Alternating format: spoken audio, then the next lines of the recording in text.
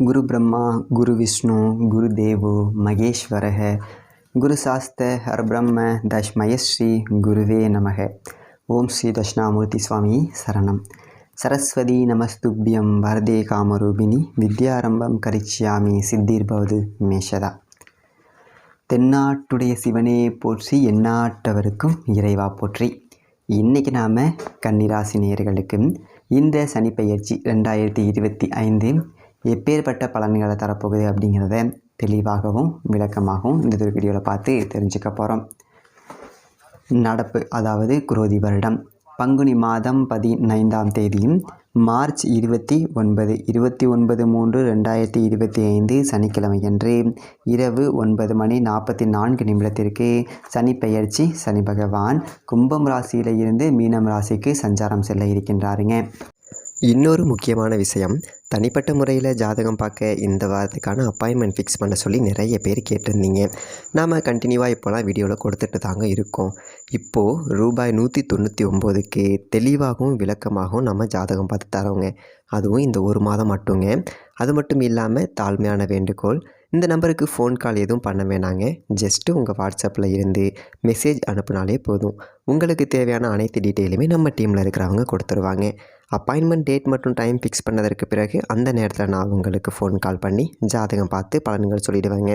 உங்களுக்கு voice note வேணும் அப்படின்னாலும் அதையும் நாங்கள் அனுப்பிச்சிடுவோம். ஜஸ்ட் நீங்கள் வாட்ஸ்அப்பில் மெசேஜ் மட்டும் பண்ணாலே போதுங்க. உங்களுக்கு டீட்டெயில் அப்படிங்கிறது சொல்லிவிடுவாங்க. அப்புறம் நிறைய பேர் கேட்குறாங்க எவ்வளோ நேரம் ஆகும்னு. ஃபஸ்ட்டு நாம் ஜனன காலகட்டத்தை பார்த்து பலன்கள் அப்படிங்கிறத சொல்லிவிடுவோம்.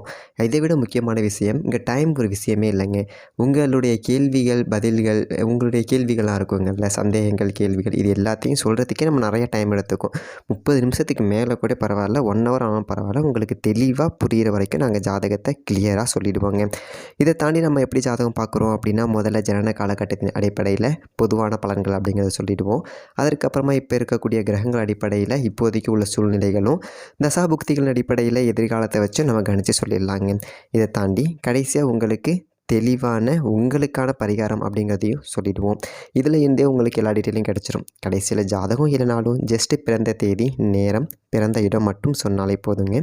நாங்கள் உங்களுக்கு ஜாதகம் பார்த்து பலன்கள்ங்கிறது சொல்லிவிடுவோங்க. நீங்கள் ஜஸ்ட்டு வாட்ஸ்அப்பில் ஒரு மெசேஜ் மட்டும் பண்ணாலே போதுங்க. உங்களுக்கான எல்லா டீட்டெயிலும் சொல்லிவிடுவாங்க. சரி, ஓகே, வாங்க இன்றைக்கான வீடியோக்குள்ளே நாம் போகலாம்.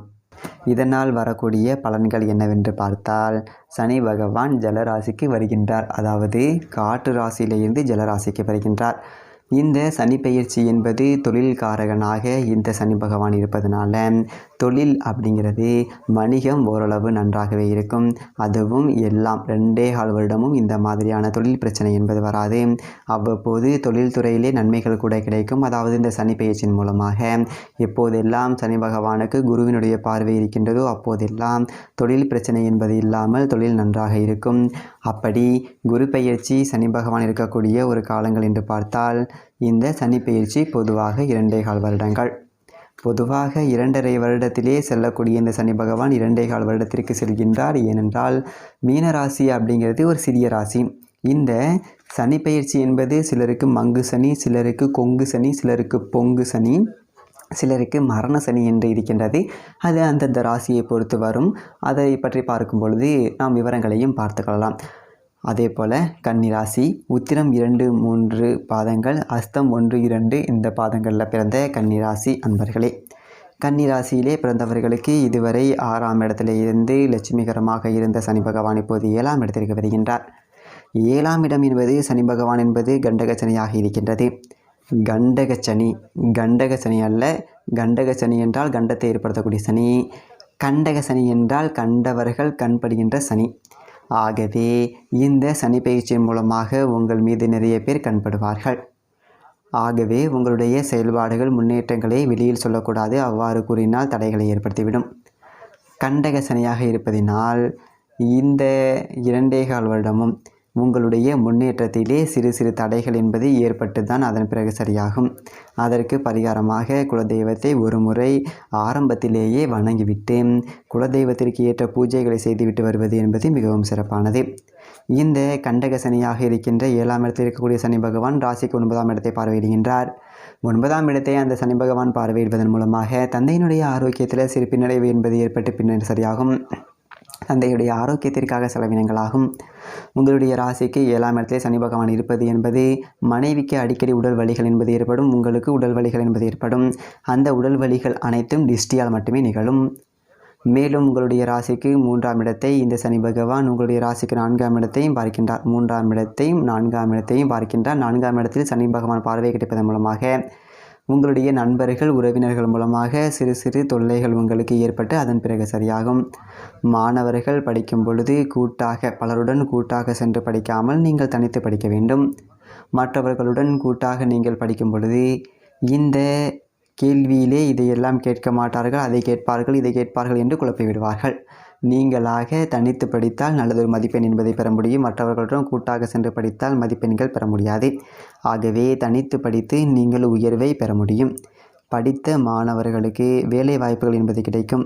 முதல் 2 சுற்றிலே வேலை கிடைக்காதோ என்ற அபாயம் என்பது ஏற்பட்டு 3வது 4வது சுற்றிலே உங்களுக்கு இன்டர்வியூவிலே நேர்முக தேர்விலே வெற்றி கிடைத்து நிச்சயமாக வேலை வாய்ப்பு இல்லாதவர்கள் வேலை வாய்ப்பு கிடைக்கும். இதன் மூலமாக நீங்கள் ஓரளவு முன்னேற்றத்தை அடைய முடியும்.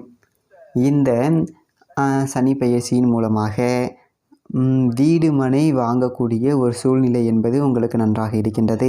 அதற்கான முயற்சிகளை செய்யலாம். ஆனால் வீடு மனை வாங்கும் பொழுது அதை ரிஜிஸ்டர் செய்வதற்கு முன்பாக மற்றவர்களிடம் சொல்லக்கூடாது. தொழில்துறையிலே ஈடுபட்டவர்களுக்கு தொழில்துறையிலே ஒரு விருத்தி இருக்கின்றது. ஆனால் தாமதப்பட்ட விருத்தி. எந்ததொரு முயற்சியும் முதல் முறையில் வெற்றி என்பது கிடைக்காது. 2வது 3வது முயற்சியில் உங்களுக்கு வெற்றிகளை ஏற்படுத்தி கொடுக்கும். உத்தியோகஸ்தர்களுக்கு பதவி உயர்வு கிடைத்து அதன் மூலமாக வெளியிடங்களுக்கு மாற்றலாக்கி செல்வீர்கள். அந்த மாற்றம் என்பது நல்லதொரு மாற்றமாகவே அமையும்.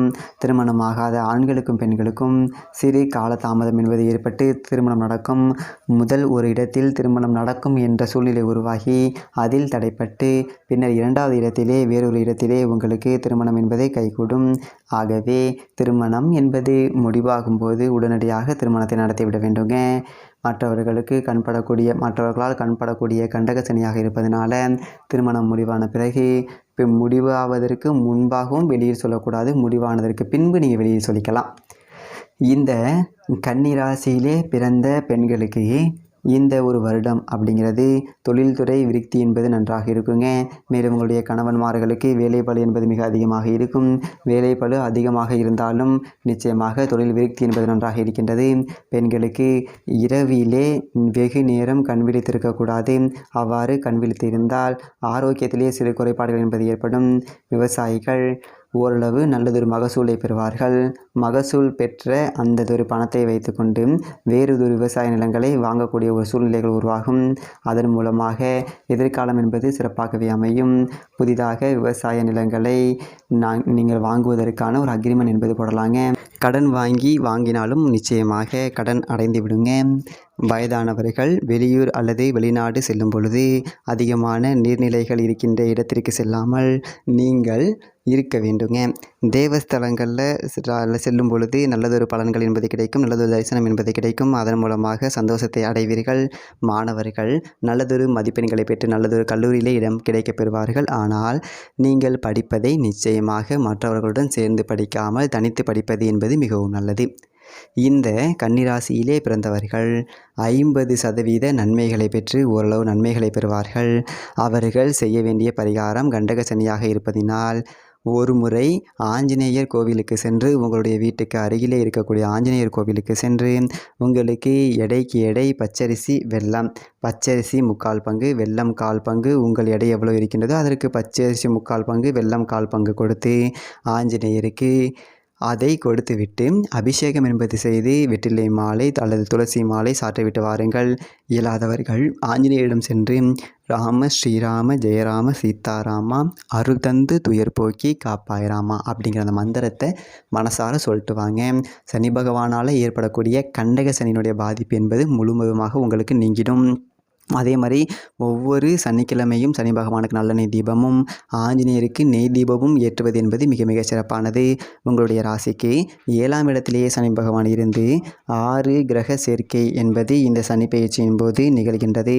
ஆகவே மனைவியினுடைய ஆரோக்கியத்தில் மிகுந்த அக்கறை என்பது தேவை. ஒரு சிறு பிரச்சனை மனைவிக்கு ஏற்பட்டாலும் உடனடியாக மருத்துவரிடம் காண்பித்து நல்லதொரு ஆலோசனைகள் பெறுவது என்பது நல்லது.